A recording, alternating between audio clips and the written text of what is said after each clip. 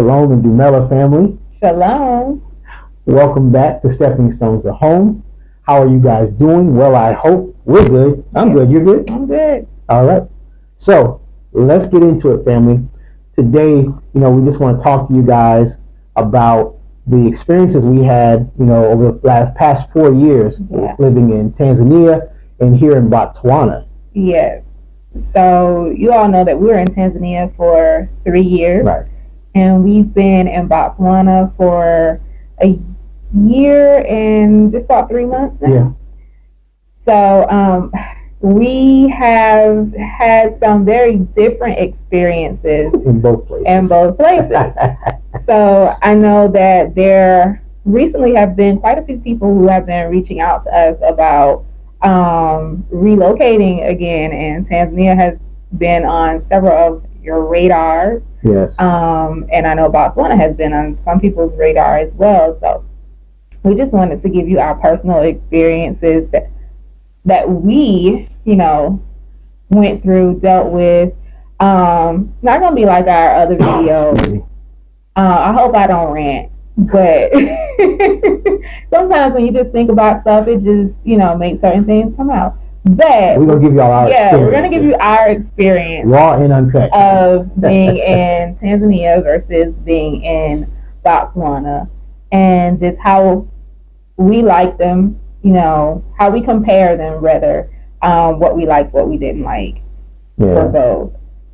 I'll say this, first thing arriving to Tanzania, we were all excited, like we're in the motherland, we're in Africa, we're back in our land. And arriving, my expectation was kind of like this coming, a coming to Africa moment. Kind of, you guys remember, like, I'm coming to America, and they were putting down the rose petals on the ground. It was going to just feel this really, like, I guess I want to say I thought it was going to be a real African culture experience. Now, don't get me wrong, people in Tanzania were very welcoming to me and my wife. Everybody was saying hello. They did stare at us because I guess they could just see we weren't from there.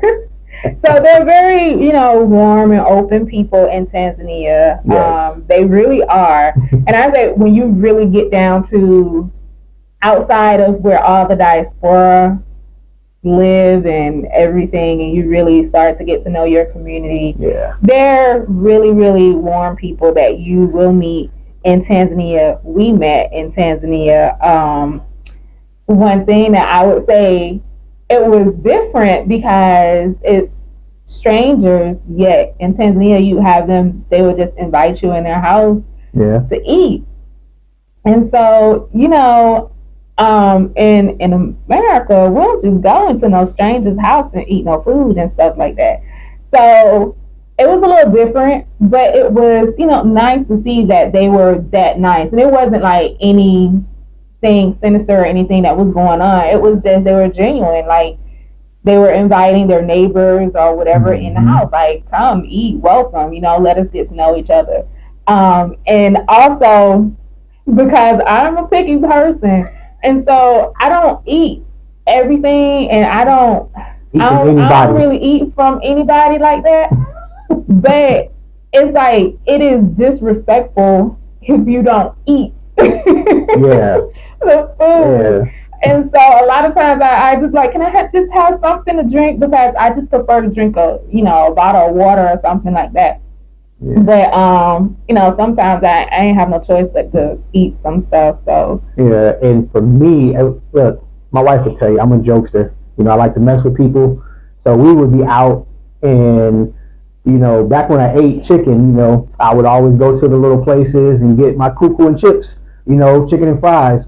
And so sometimes there'd be people there, men, women, children. I'd just be messing with them, and I'd be like, "Oh, did you get this for me?" And they'd be like, "No, this is for me, but you can have some." And they would literally offer me some, and and so, because, like my wife said, once they offer you some, you don't want to be rude, So I would take a couple fries, and then when I would get mine, I would give them some fries, and they really appreciated that because I was respecting how just warm and inviting they were. Right. And the other thing is, like, everybody just, as far as your neighbors go, you just they speak. Like we lived in an area called Conge, and our neighbors, every time they would drive by or whatever, or pull into their driveway, they always waved, even if we had never really spoke, but just they would speak, hello, wave, and so that was really nice because we don't really do that anymore in the Western nations. Yeah, and if your car breaks down, because I had an instance where I had borrowed a friend's vehicle and it was acting up, and it stopped right in the middle of the road. And now look, let's just be honest, in the West, a good amount of time, not saying all the time, but majority of the time, people see you broke down, they're not stopping to ask you if you need any help. They just keep it moving. But in Tanzania, you break down, whether it's a mechanical issue or a flat tire, you're going to have at least 2-3 people stop to say, do you need help? Yeah. And some of them don't even ask. They just pop your hood and start looking under there. Yes. So that was, all those things are wonderful things that we experienced in Tanzania. The other thing, when it comes down to the elders, the elderly, the older people, yes, it is respect is a very big thing there. Yes. Even though I don't really like the word that they use, shikamo, because of the history of it, but I do understand that it is just a sign of respect in Tanzania. So it is big to respect your elders in Tanzania, even if you are an adult. If there's someone who's older than you, like, for instance, it was something that I saw. We were invited to an award show in Tanzania. And there's this lady, she had to be like in her 40s. And there's a guy, I'm guessing he was some kind of big person in the community, maybe in the government or whatever. And when she came and in front of him to greet him, and I've seen it several times in Tanzania, it's kind of like a partial curtsy that she did, and I've seen it before. And so it's just a respect thing.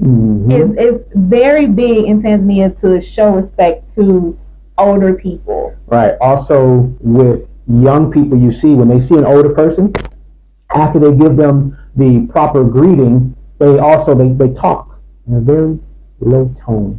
They'll never speak louder than this when they're speaking to elders. But I'm gonna be honest. They always thought I was yelling just because you know how it is in America. Project as you're speaking. Talk with authority. But in Tanzania, it's very respectful to talk at a low tone and with respect when you speak. Yeah, to the point where honestly you can't hear them. And you be standing right in front of them, they be talking, you be like, huh? So, but that's how low they speak, and they're all accustomed to hearing each other at that tone. Yeah. So, that's another thing. And another thing I noticed was the dressing. So it was frowned upon if you didn't dress modestly in Tanzania, even though people, nighttime might be a different story. Right. There's clubs there. But it was like frowned upon if you weren't dressed modestly. Yes. Especially if you were in more of a rural village area. Right. You were expected to dress modestly. Dress appropriately, people. As a female. Yes. Which I appreciated. Yeah. I mean, as y'all's people, our women and men, supposed to be modest in our apparel. So it was very good to see that. Another thing that in Tanzania, and I'm pretty sure it's the same in other countries, because it was the same here in Botswana as well. They really appreciate it when you come to their country and you at least learn the greetings in their language. If you can full blown learn the language, you're doing even better. But just the fact that once we begin to learn the language, because we know none of it.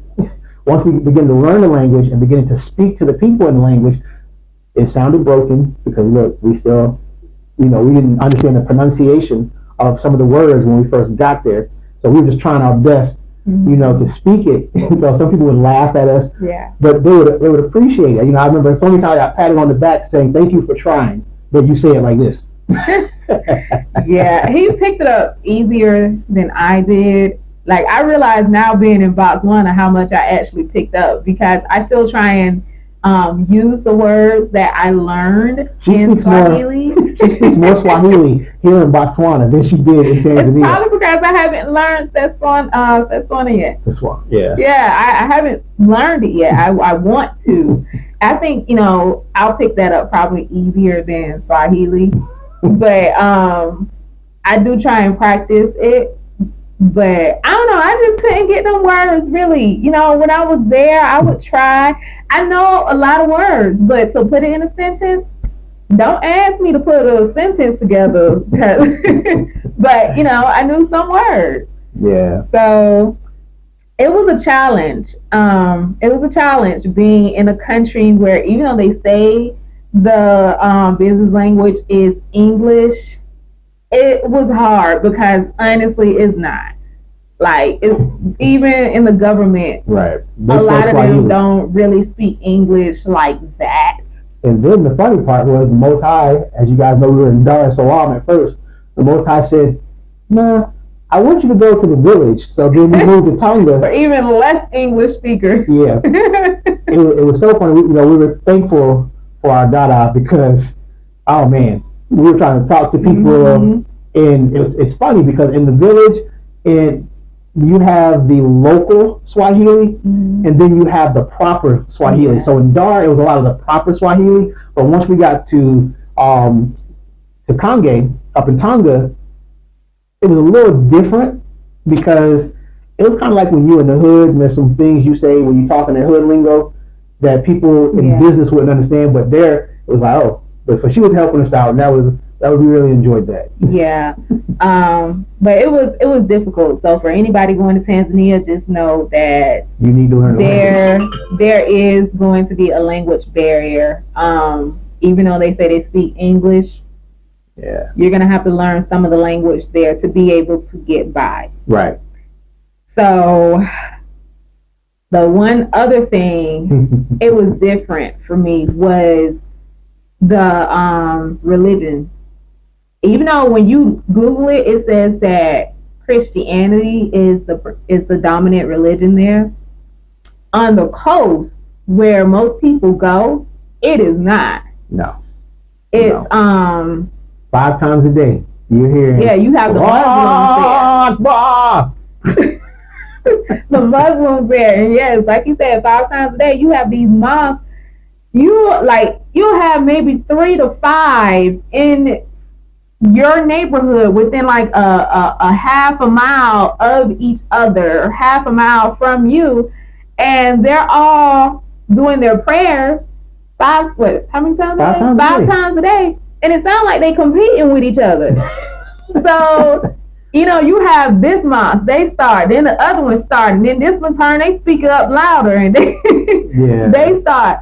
And hey, that's the culture there. Yeah, and I would say for me, with that, I guess for me, watching a bunch of African movies, Shaka Zulu, different things like that, I had an expectation of seeing a lot of what they call ancestor worship coming to Tanzania because we're coming to Africa. So here I am thinking, all right, I know who I am, I know who I serve, but this is what I'm going to run into while I'm there. But get here, see Catholic churches, Christian churches, Seventh-day Adventist churches, and 1,012,000, not 1,000,001, but 1,012,000 mosques. And I'm like, what's going on? So be prepared for that if you go to Tanzania. Now I will say this. I know I did my little, not poking fun, but I'm just saying. A funny experience is I had better experiences dealing with Muslims in Tanzania than I did dealing with Christians. Yep. Which blew my mind. And so just the simplest, there was more love shown to us from the Muslims than it was from the Christians while we were there. Yeah, that blew my mind. That was strange to me as well. Very, very strange to me as well because, well, we ain't gonna get into religion, but that was strange. So it it was just different. Our expectation was different. It was different. It was just nothing that we expected it to be. I'll be honest. And honestly, like I would see videos of Tanzania before we got there. We see the downtown areas. The videos don't do it justice. No. At all. No. And what I mean by that, because it seemed like it was very, very developed on videos, and they are developing, don't get me wrong. Yes. They're a developing country. There are lots of opportunities in the country. We went over that many, many times. But they're not as developed as a lot of those videos show. Right. So even though they have a lot of big buildings downtown, I remember... How empty some of them were? Not just that, just, when it came down to the upkeep of the buildings, I felt like they could do a better job of it. Yes. And so the downtown area, it looks a certain way on videos. Like, man, this just looks like a regular town, but it's not. It's very different. The pace is fast, but slow at the same time. Right. Because what we're accustomed to, they are building themselves up to it. And I say it's fast because it's a lot of people there. Yeah. In Dar es Salaam, it's a lot of people in Dar es Salaam. So yeah. So, those were our experiences, and I mean, you guys have heard our other experiences there. But let's talk about Botswana. Yeah. And our experiences having arrived here. The people here, very polite. Yeah. Very, they wave, they say hello, just like in Tanzania. Yeah. But the people here, you really have to earn their trust. They're not just going to invite you in their house, right, like in Tanzania. It's just the culture is just different, two different countries. They speak and keep it moving. Right. So, and they're trying to kind of check you out to find out who are you, why are you here, all these different things first. So with Tanzania, it wasn't like that. Everybody mumbo, right. brother. Yeah, So, but it's not like that in Botswana. They are very nice, like we said, but they're just more reserved, and just not so quick to just, we're family, here in Botswana, which I don't see anything wrong with either way. They're two different cultures. Yeah, I mean, in their culture also, the way they speak, very low. Also here, if someone's handing you something, they kind of do this thing where they put their hand like this. And a lot of the people, when they're meeting people, they kind of do that, shake your hand and kind of do another semi-curtsy. Yeah. So I thought that was cool. That was a similarity I noticed with the kind of like a little, when meeting each other or showing respect to the elders, so that was cool. Yeah. And also here, they respect your personal space. Yes. That's what. Let's go back to that for a second. In Tanzania, there is no such thing as personal space. There's no excuse me for bumping into you. No. We talked about how the buses, which they call the dollars, they're like sardines on those buses. There is people just sit their baby on you. Right. People would come and straight sit on your leg. I remember one time I was in the phone store and I'm sitting down and this guy, he wanted to, get his phone service or whatever. So he comes and this man sit right on my thigh. And and we looking at him. I looked at this man and I tapped him. I'm like, excuse me. And I pointed to the back of the seat because it was like a block. Yeah, it was more space on that side. And I'm like, can you move right there? Now, I know he wasn't trying to flirt with my wife. He just wanted to sit down. Right, he was just trying to sit down. But for others in Tanzania, that don't bother them. But for me, it bothered me. Because she likes her personal space. I like my personal space. But in Botswana, they do respect your personal space. Yes. Big difference. Yeah, they will intentionally make sure that they're, excuse me. Yes. In the stores and everything, if they need to get by or if they bump into you you hear excuse me. In Yeah. Tanzania, you didn't. Yeah. And they're the same here, like we also mentioned about Tanzania with the language. You know, they speak a lot of English here, and everybody Yeah. speaks English from the children on up. You know, they like to be greeted. You know, Dumela. You know, the thing you're saying pretty much, how are you? How was your day? Right. You know, and then you can go right into English, and they're good because you took the initiative to say, I respect your culture. I respect your language. And, you know, you're giving them that respect. Yeah, so I was shocked how much English was spoken here because of our experience in Tanzania. I was expecting for it to kind of be the same thing here, where, you know, some people know English or they know a few words, but they pretty much speak, you know, their dialect. But here, everybody speak English. I was surprised. This little boy, we like to go walking, and so when we were living in Paklani, we're walking during our morning routine, our walk. And this little boy, as I'm walking, his dad. Wait. How old do you think he was? He had to be maybe 2. 2, 3 years old. Nah, if he was 3, he was a little 3-year-old. But his dad is working on he was trimming the bush in the yard. Yeah, in the front. This little boy, as we're walking by, he says, "Hi." And I would turn, I wave, I'm like, "Hello." And he was like, "Come here, give me a hug." And so he was just so cute. She has a soft spot for little children, so she would run over there. She would run over there. I went and gave him a big hug, and then I took off walking. He was like, "Wait, come give me a kiss." So that's when I stepped in, like, "Hold on, brother, I'll fight you over my wife."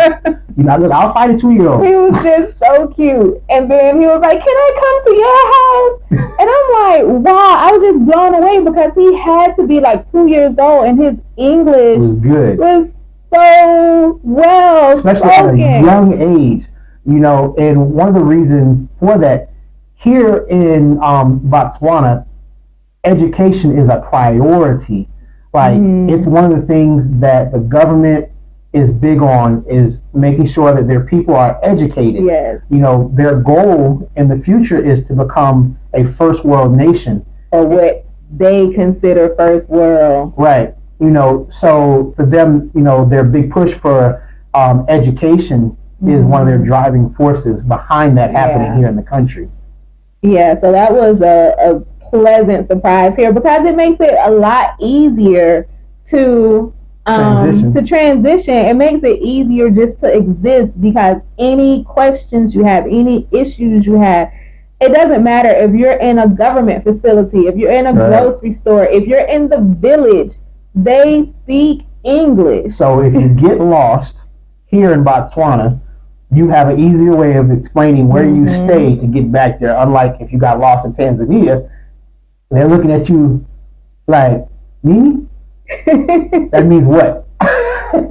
The other thing, Botswana is definitely more organized. Yes. Now, I said about how the downtown area, it was, you know, it looks a little different on TV than when you're actually there in Tanzania. Now, the downtown area here is called the CBD, the Central Business District, and it actually is a beautiful, beautiful area. Yeah. And that's not the only really nice area in Botswana.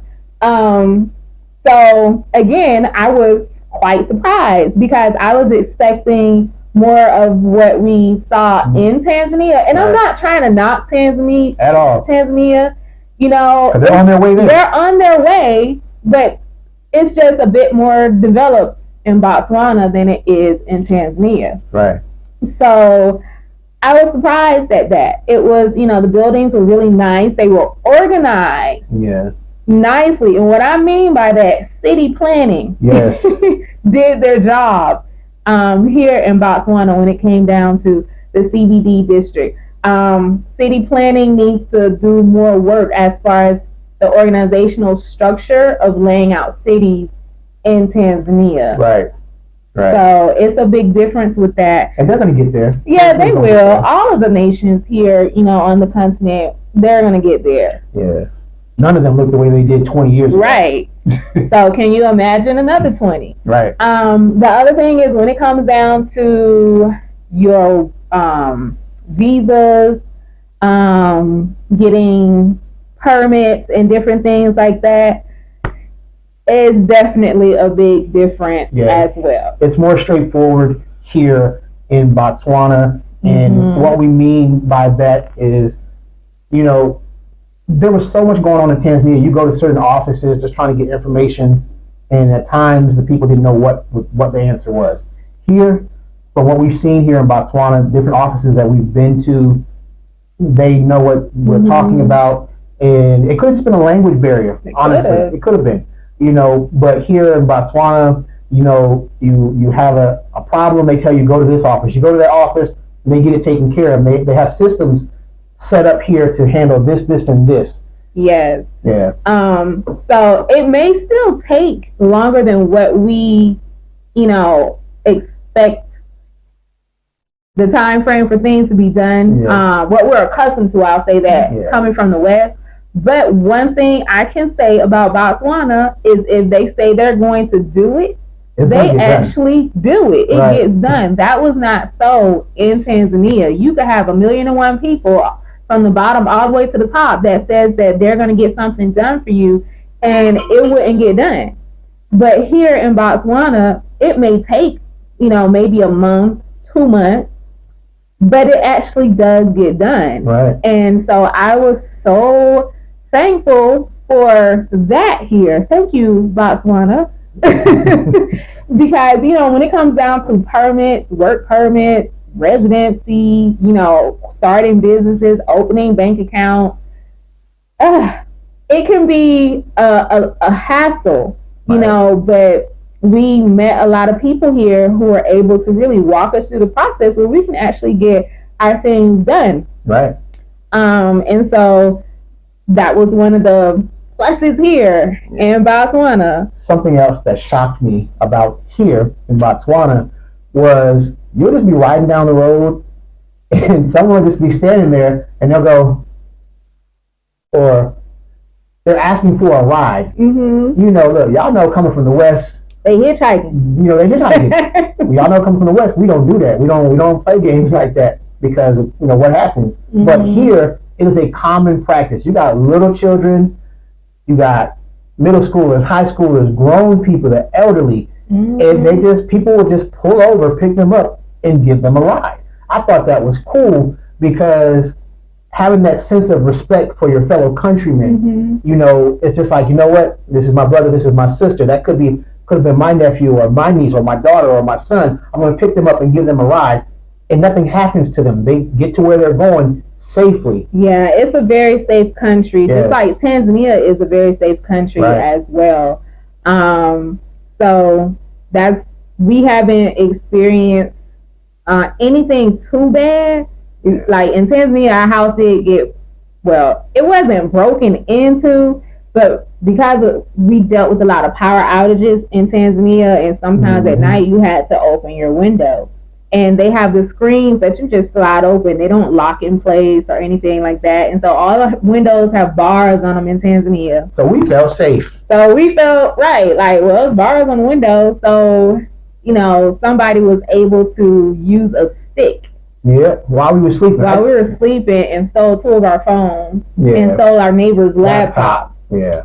And so that was our only experience in Tanzania. Yeah. There was petty theft. Yeah. Now we're not saying at all, in no shape or form, that nothing doesn't happen in these countries. Right. Listen, there's bad people no matter where you are. And what the world calls a first world country or a third world country, there's bad people, bad things happen. But you hear on the continent, you hear from the 2 countries we've been to, we hear less than we did in the U.S.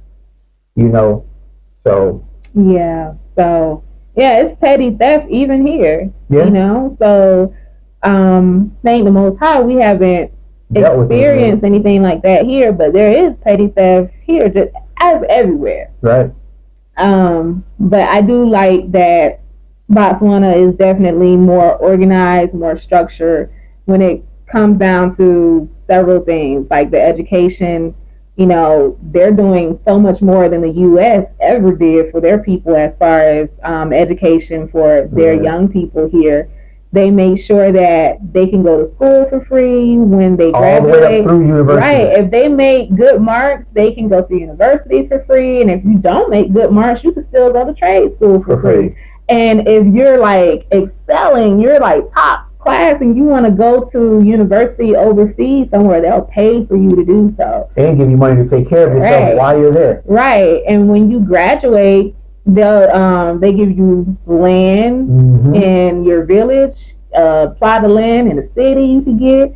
And so they really help to take care of their young people here. And I hope that continues. I'm going to be honest, I've been hearing some whispers about people being concerned that maybe that program may go away because of funding, but I hope that it stays because it's excellent that they actually have that here for their people. Versus in Tanzania, the schooling was free, but you can tell it was a big difference in how the people were taught there, the young people. Yeah. Like the teaching, the school system here in Botswana is a lot better than the school system in Tanzania. Yeah. And even though we didn't have children going to school, but we knew people who had children in school in Tanzania, and we know people who have children in school here in Botswana, and just your interaction with the young people, you can tell the difference. All right. And I mean, the young people here, they're big on education, like we mentioned here in Botswana, because they're trying to create a country of entrepreneurs. The young people here, I just want to talk about the differences between the young people here in Botswana and in Tanzania. Now, Tanzania, they're very hardworking. They're very hardworking here too, but in Botswana, I see more of a Western influence on the way the young people dress, their music, just the way that they are. Kind of at times, I'm gonna be honest, I feel like I'm looking at a bunch of African Americans. Yeah, seriously, but it's just different. Like we said, I'm not sure why or how it got to that point. Yeah. I beg you, go back the other way. But yeah, a lot of times you just feel like you're around a bunch of African Americans. You may hear just a slight accent or whatever, but for the most part, how they act, how they walk, how they dress, how they do their hair, it's like us. Yeah. So like being in the hood. Now, so I was talking about the young people. Let's just talk about the people in general. Tanzania is hustle. Yes. From a young age, you see they're either selling fruits, vegetables, they're either coming to the house asking to cut your grass, asking if you need any work. They're driving a boda, which is like a motorcycle taxi. They're driving bajaji, which is another motorcycle, but an enclosed little three-wheeler. They're driving the dollar.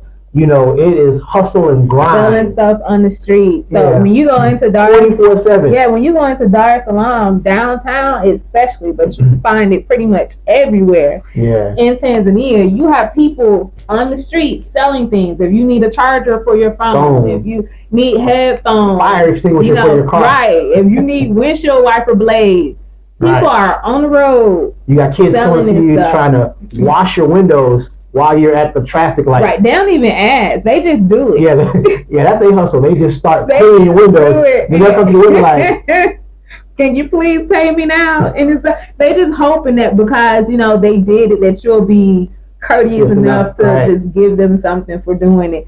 So they be hustling. I mean, the young girls, they have their small little seamstress shop where they make dresses and different things like that. And you find this stuff everywhere. And you got Dukanis everywhere. That's like a little corner store. Yeah. And you got the fresh markets everywhere. Right. So it's just a constant 24/7 hustle. When I say 24/7, I mean from the time the sun goes up to the time the sun goes down. You can find anything you want in Tanzania. I mean, when we were in Dar es Salaam, I remember coming home really late. It had to be maybe I don't even remember where we was coming home from several times, but probably people's houses that we knew.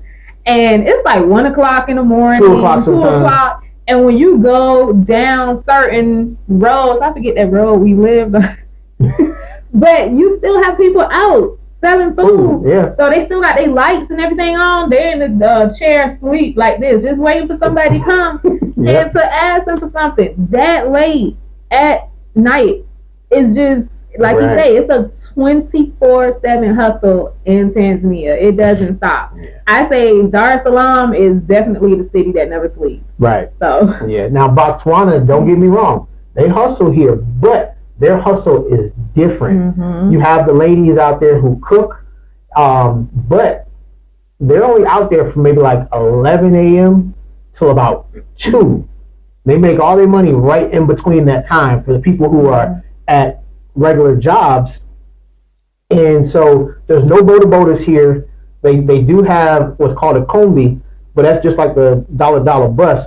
And then you have what is it? Like Uber. InDrive. And what's the other one? Yangu. Yeah, so they have kind of like an Uber. And then they got grocery stores here, so there's no fresh markets. All right, you got grocery stores here. You got a bunch. There's so many malls here, so you got people who work at the malls. You got people working at the restaurants. You have a lot of businesses, like office businesses, and so you have a lot of people working there. Right. So that's the type of hustle they do here in Botswana. You're not going to find anybody any time of day to grab some food from, unless you go to a restaurant. Exactly. And I mean, you still will find some people hustling on certain street intersections. In certain days. On certain days, but it's only maybe 2 or 3 that you'll see. And like I say, it's only in certain areas. And they'll be selling things like fruits, or they have these bags of and peanut mix, or a little ice drink, ice pack or whatever. It's like we used to call them lily dilly freeze cups, but in a bag. Right. So they sell those things, or they'll sell like some water. But it's not that constant hustle selling any and everything you might be able to find on the street here. When it comes down to even moving furniture and stuff like that, in Tanzania, you'll see furniture stacked up high on the back of a motorcycle, and they going down the street to take furniture wherever. Remember that time we saw the motorcycle? They had 4 other motorcycles stacked up on top of that one. Yeah, and the guy was riding. Oh man. Yeah, they gonna get it done in Tanzania. Yeah. So they hustle. The hustle is so different. Yet and still, it's still a hustle here. It's just in a different way. Right. Of course, even the tourism sector, you have young people working those things. So it's different. They want to work here, but I think it's still a little different with the young people here. So wanting to work, because it's just, I think because of how Botswana has treated their people and provided for them. These Botswana people, they ain't about to do any and everything. Yeah, there's certain jobs that they want, certain jobs they not. Certain jobs they like, nah, we ain't doing that. So that's why they like us. So it kind of reminds of us, So when it comes down to certain things, it's harder to find somebody who may want to work that job that is Botswana. And so you may have some people from like Zimbabwe or something, some other country that'll do it, because they just, certain jobs they're not gonna do. Most of them won't do. I'm not gonna say all of them, but most of them won't do. Yeah. And most of them not gonna work for a certain amount of money. You can't do that to them. Something else that shocked me, just came to me right now, is in Tanzania there was a lot of older cars. And so something that shocked me is coming to Botswana. I was shocked because I've seen the Rolls-Royce SUVs. I've seen AMG series, Mercedes, M7s with the BMWs. Every car I've seen here, Bentleys, I've seen them.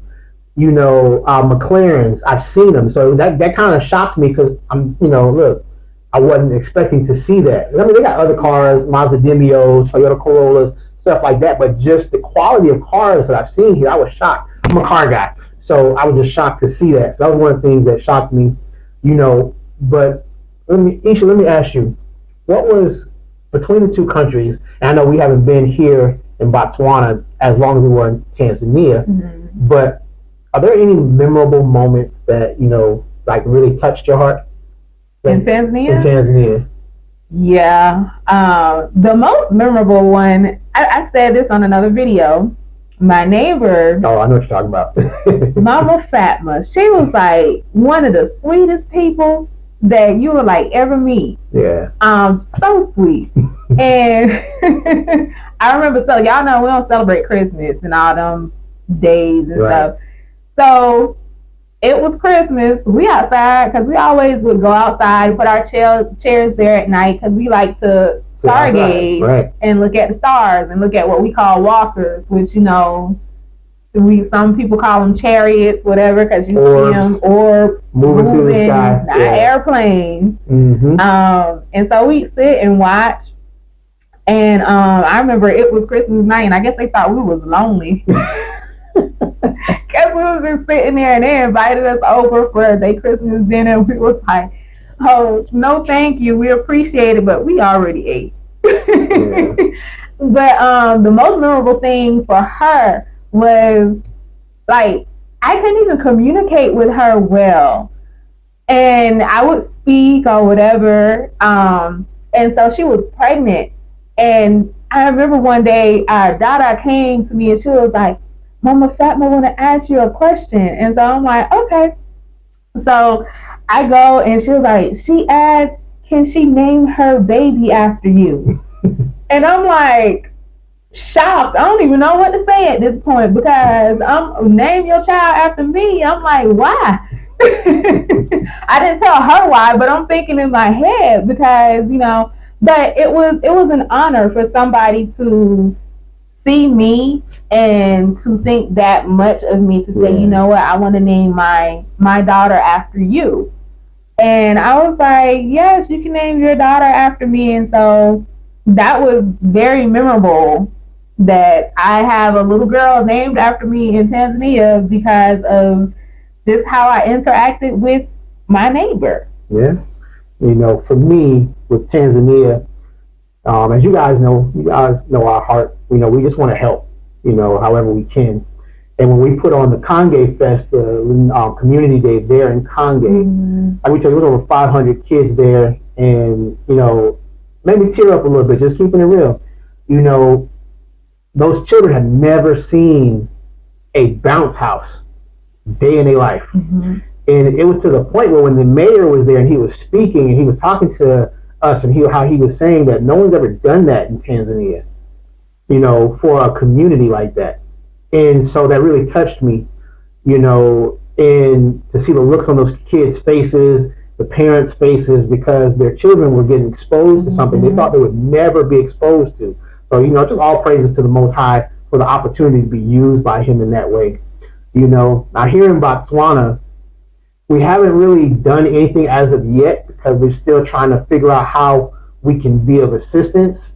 But I have had a moment, just walking through the neighborhood, interacting with the little children here, because they know we're not from here, the little children. Yeah. And so they get excited talking to us. It's funny because we go for a walk.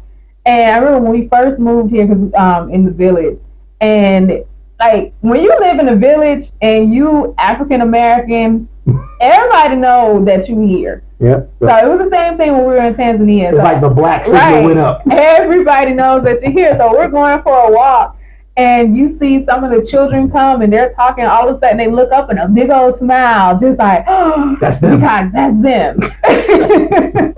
And so it's cute to see because everybody knows that we're here, right? And so then they speak Dumela. So it's really cute to see here in the village. So there have been some great things, and there have been some things that have not been so great. Since we've been on the continent. In both countries, the same issue that we're about to talk about. Yeah. So one of our expectations coming to the continent was a sense of returning home. Yeah. As an African descendant coming back to the continent, we had this expectation that it was going to be my brother, my sister, welcome home. Now don't get me wrong, people have welcomed us, but majority of it has been, yes, I know your ancestors were taken in the slave trade, but you are not African. Yeah. So that hurt. Just be honest, it hurt.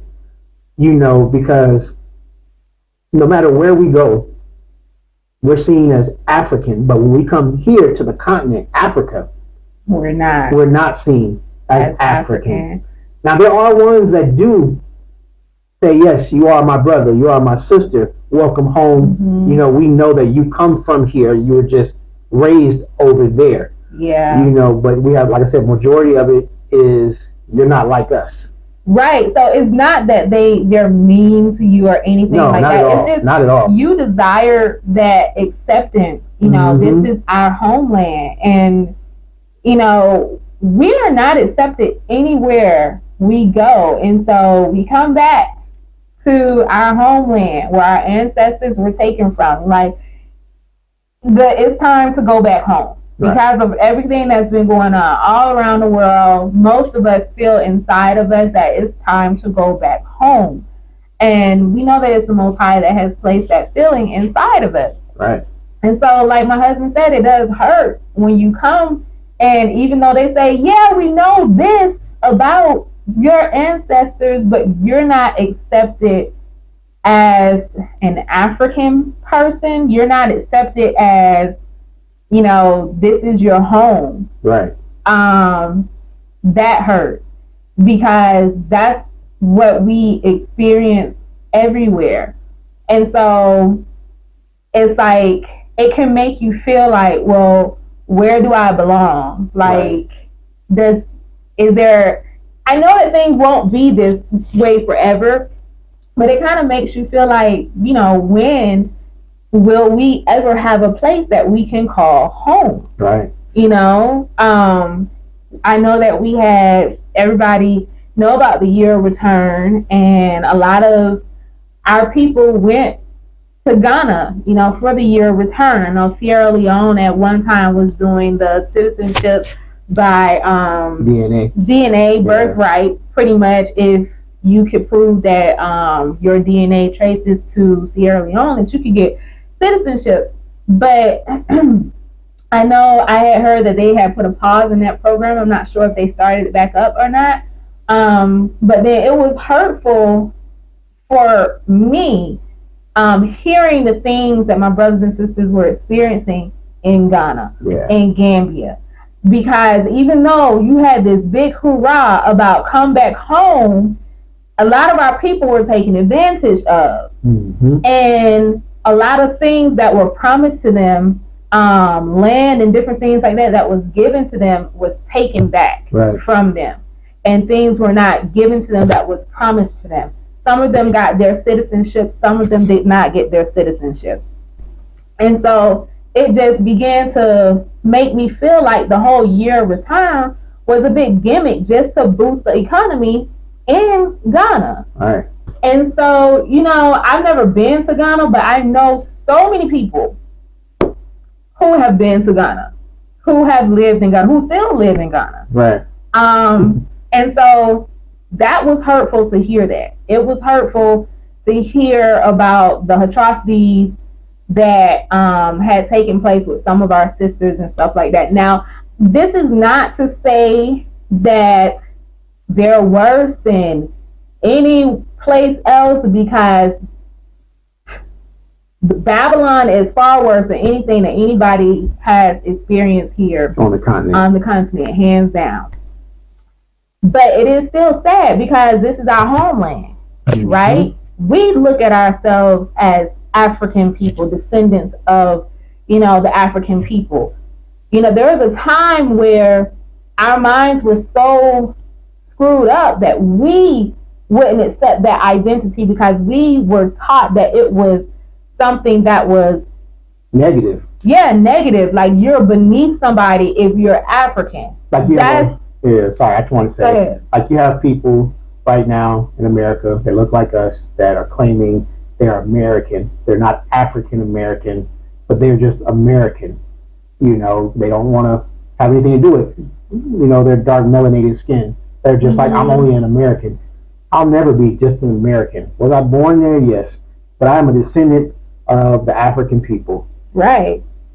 So, this is one time we didn't feel that way. It was like something that was not looked at as something positive or good. You were looked at as if you were beneath, if you were African. You were looked at if you as beneath if you were darker skinned or whatever. So you always wanted to be lighter skinned, lightening your skin up, or you want to marry a lighter skinned person or a palm colored person, anybody except bleaching your hair. Right, anybody straightening your hair where you got blonde hair and all kind of stuff like that, and anything like that except for being who you were. But the Most High, He did something in us, and so us recognizing who we are African people. We're Bantu people. Right. We're the real Israelites. Right. So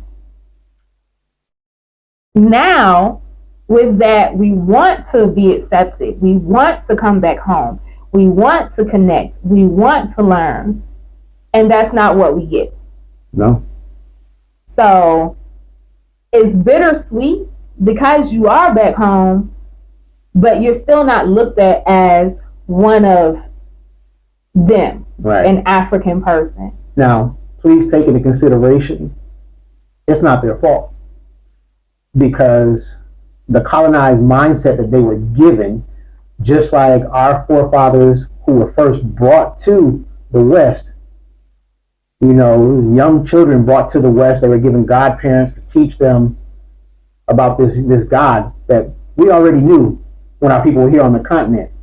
But they were told how they were supposed to walk, talk, eat, sleep, do anything. They were taught that. So here they were taught that there's a difference between us. I mean, look at the Berlin Conference. You have people right now arguing over, I'm Kenyan, I'm Rwandan, I'm Ugandan, I'm Tanzanian, I'm Botswana, I'm South African, not realizing you're still African people, but you're more concerned about the country instead of the people as a whole. So this is their plan to keep us segregated from each other. Mm-hmm. But it's okay. Most High is going to handle all that. But, right. We're just telling you about things that we've dealt with here, because for those of you who are thinking of coming to the continent, we want you to have all sides of it, the good, the bad, the ugly. Mm-hmm. That's why we've shared throughout our experiences good stuff, the bad stuff, and the ugly stuff. Yeah.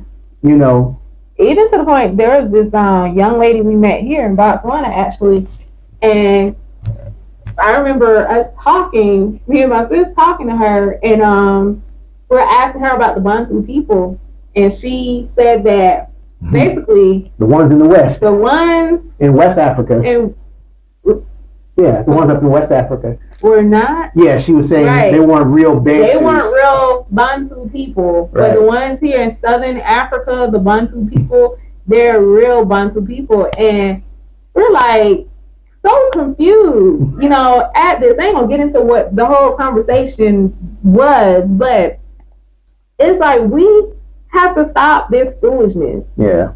I understand being proud of being who you are, but if it was not for these palm-colored people, there would not be any segregation. You would not be repping Nigeria, Botswana, Tanzania, Ghana. It wouldn't be like that. Right. You wouldn't be doing that at all. It's because they separated the countries that people are doing that now. When for the most part, we are one people. And I say for the most part because there are other nations here. Yeah. And I'm saying it's even other nations here who are our color, but they're not Bantu people. Right. So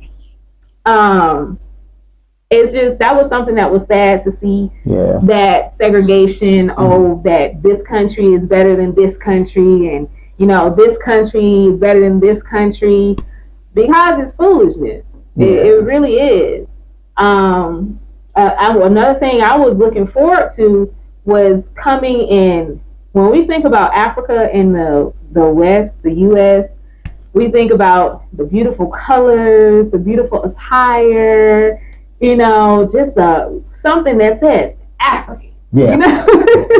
And that could just be our mindset to think that that's what we were going to get. Even culture, that the food was going to be different and we were going to learn so many things about, our history, our people. Right. And it was so disappointing because when we came here, we realized that wasn't so. For the most part, outside of it, I guess like what we would see on TV for Nigeria and different things like that, you don't see a lot of cultural wear here. Right. You see people dressed just like they dress in the West. And so that was shocking to me. The food was shocking because I was expecting to find some really, really, really good varieties of food. African cultural food. That's not what we got. We got the stuff that we eat in the West for the most part. Right. So the markets, Tanzania did have the markets now, and I enjoyed the markets. Botswana, one of my first questions when we got here, I said, "Where's the market?" There are no markets like in Tanzania. Right. You'll go to some markets. However, the foods and things that they're selling is like the same food that you buy at the grocery store. So it's like, I don't need to go to the market if it's the same exact thing as at the grocery store. Right. So I was looking for a market like the ones that you go to in Tanzania, the outdoor markets with the fresh fruits and vegetables from the farmers and things like that, traditional African roots and herbs and all kind of stuff that you were not going to find in the grocery store. They don't have it here. They don't even have a shop where it sells like a lot of the traditional artwork and beadings and different things like what we saw in like Tanzania. What we saw in Tanzania. And even in Tanzania, a lot of the stuff was imported. Yeah. So it was just different because we didn't get that we thought we were going to get coming to the continent. Right. It's like we're African people. We lost a lot being away from the West. What can you teach me about my history? Right. But man, yeah. So family, that was our experiences so far in these two different countries, different things that shocked us, the different experiences that we had, and I hope this video helps somebody who's, kind of, you're hearing the Most High say go, but you're a little nervous. I hope that these videos we've been putting out again, about our experiences are helping to make that transition a little easier for you, but listen, if you guys want to reach out to us, our email is in the description at the bottom of this video. Please don't hesitate to reach out to us, and we can talk more one-on-one about things here on the continent and what it looks like to transition over here. But also, family, I ask that you would please like, share, and comment on this video. And we just appreciate all of you guys that have been sticking this ride out with us, So listen, family, from me and Isha G, thank you guys for you supporting us over the years. And we're going to keep putting this content out for you. All right. Thank you guys so much. Shalom. Shalom.